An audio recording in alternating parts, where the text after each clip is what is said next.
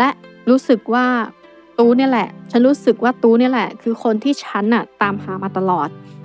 ฉันไม่อยากจะกลับไปทำงานเลยแล้วก็เลยโทรกลับไปบอกกับหัวหน้าว่าขอพักเพิ่มอีกสักประมาณ1 อาทิตย์ได้ไหมบอกว่าทำงานหนักมากมาหลายปีแล้วก็ป่วยมาหลายครั้งหัวหน้าก็เข้าใจและอนุญาตให้พักแล้วก็ดีใจมากแต่เวลาแห่งความสุขเนี่ยมันก็ผ่านไปเร็วซะเหลือเกินตู้ก็จะกลับอเมริกาความรักที่อยู่ไกลอ่ะมันทั้งหวานแล้วก็เจ็บปวด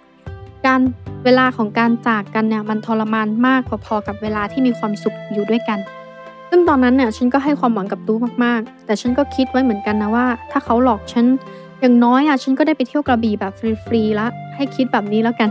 หลังจากที่เขากลับไปเนี่ยเราก็ยังคุยกันเสมอเลยนะทำให้ฉันโล่งใจมากเพราะว่าฉันคิดถึงเขามากๆเหมือนกัน